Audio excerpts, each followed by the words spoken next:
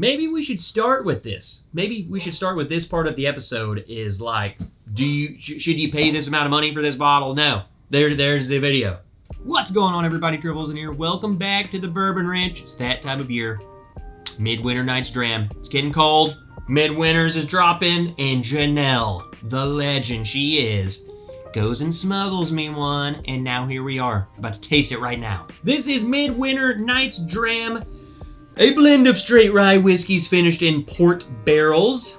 This is Act 12, Scene 4.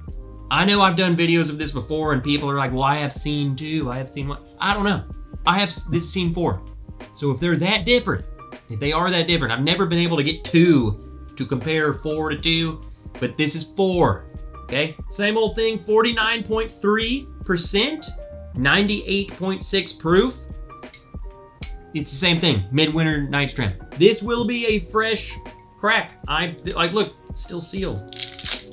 So, Litterbug. This is gonna be a fresh cork pop. We're gonna smell it, we're gonna taste it, and let you know if it's worth it.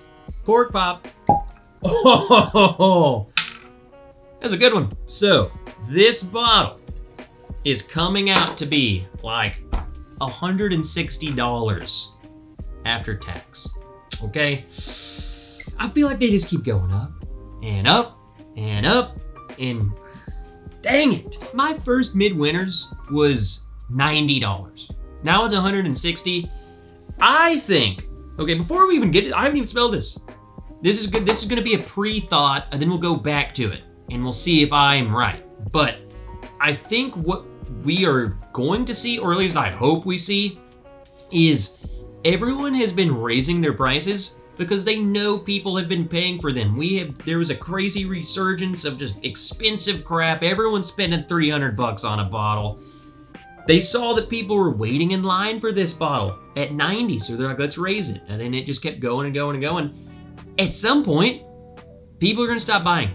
There's no way that people can afford to keep spending $160 for a yearly rye blend bottle, okay? These people are going to have to get off their high horse. They're gonna have to back this up, okay? I feel it. I feel it coming. So, rant out of the way, how does it smell? Very red, as it should be. It's finished in port barrels. So, dessert wine. Oh, wow. That is so much less port than the past several batches. Like, that is so rye. Very rye. I mean, here's the thing, guys. If you were like an old school Midwinter Night's Dram fan, you know some of the early batches, I feel like were more like this. Whereas compared to the past couple, have been, I would dare to say, almost over-finished. I like that, but some people really didn't.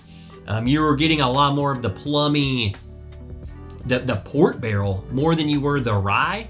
At the end of the day, this should be rye first, then the finish. Whereas the past couple have been the finish first. This is so rye. I really wasn't expecting that. I was expecting, you know, the past couple, and I'm gonna compare it to the last batch, just to see. Oh yeah, but the rye is definitely evident. I think the finish is like a 2 on this one. Way turned down. It's definitely there, but that's just, there you go. That's what you need to know. How was it compared to last year's? Off of memory, way subdued, way more rye. So let's taste it, and then we'll compare them, so we know for sure. The finish shines through more on the palate, but not overly finished at all. It's definitely more of a star of the show than it was on the nose.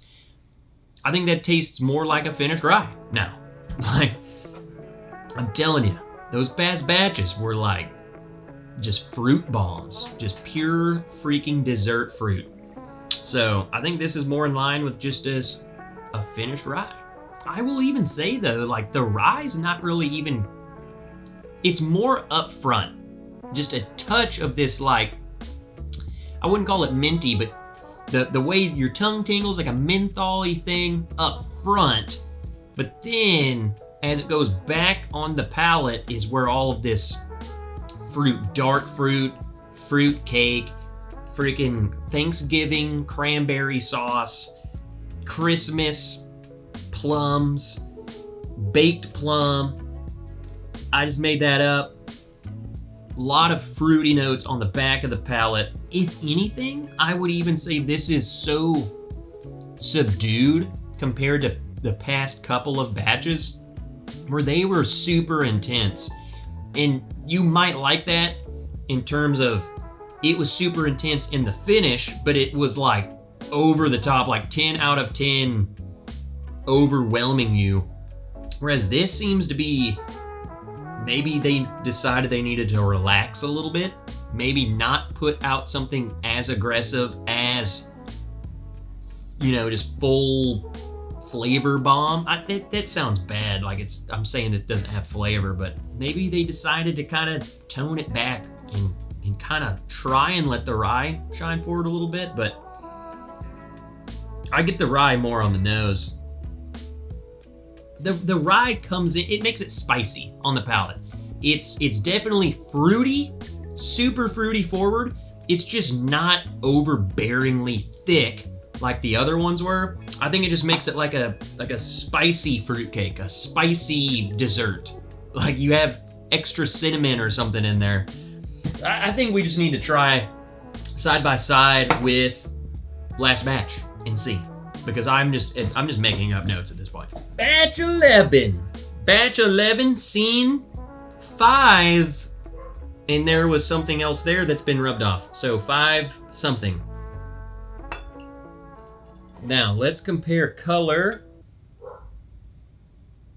They look about the same. Same color. But here's 11. This is last year's. I'm sorry. I already like the nose better on the 11. I said it. It's so heavy port, but there's like this gingerbread thing. I mean, I feel like there's more. I guess the gingerbread would be coming also from the rye. It's just not spicy. It's not super spicy, I guess, like the 12 is. Little bit. Maybe a nutmeg. What's a less spicy spice? Still desserty, still Thanksgiving-y, still Christmassy. I don't know. I like that better. I think they were trying to go for some of the older batches on this one, to be honest. I think we're gonna have to do something crazy. The oldest batch that I have is 7. Okay, look, it's the old school label compared to the new one. I kind of like the old one better. I mean, it looks way more Shakespearean. This is just clean. This is like Shakespeare when he published it. This is like Shakespeare after it spent 137 years in your grandma's basement. Kind of like it though. And now we're gonna have to, we have to try, because I feel like that might be what they're trying to go for. But did they succeed? Let me go to the 7. This is the old school, the oldest school batch. I definitely see way more of a resemblance between the 7 and the 12. 7 and the 11. 7-11. Yeah, I think the 11 is a lot more finish forward, just like port bomb. And I think they toned it back to let the rye shine through. I think what I should do is taste 7, 11, 12 and see if it goes back. Or I don't know. We're just making this up at this point. Cheers. Batch 7. Yeah, it's way more subdued, not as thick, not as molassesy. The rye spice shines through a little more. Let's go to 11. Clear difference. I can see why people might not have liked that. That's thick. That is syrup thick. It might have been over finished, and I guess, maybe people don't like that. If you like port, you're gonna love that one. If you hate port, you will hate that. So thick. I mean, that is port bomb. The mouthfeel is so considerably different. Not as spicy. Let's go to the 12, the new one. Maybe I'm gonna change my mind after trying all these. Yeah, I'm picking up more of the rye. I see what I can tell. They tried to tone back the port, and I think they did it. Now the question though is it better than one of these older batches, you know? Now I gotta side by side them directly. 7, definitely decorating the Christmas tree drinking that one. Okay, I got my final opinion. I'm gonna give it to you right now. This video is on the 12, right? Is this on the 12? Final thoughts, okay? And I feel like this was very enlightening. Maybe we need to do this more, compare things during the video. I think, first and foremost, to most people who are getting these, you probably are coming off the 11 and you're gonna go to the 12. First thing you wanna know, how does it compare? Should I get it? The 12 is way less port forward. If you hated that about the 11, clear as day, nowhere near as thick. The rye shines through a bit more. The rye is more involved. The port is less. Now, compared to the 7, I think the 7's better. I don't think this is, there yet. I don't think it's back to what it used to be, because I think the port is still pretty heavy on the 12 compared to the older 7. It's getting there. I think this is a step in the right direction compared to the last couple. If you liked some of those more old school versions, I think this would be more in your wheelhouse than this one. Now, elephant in the friggin' room, 160 gosh dang dollars. I paid 90 for this bottle. This one, all the other ones were like 110, 120, 130. Now we're up to 160. No, stop doing that. You have to come back down. There's no way. There's no way that you can put out, oh, well, you might like this one better, but then it's more money?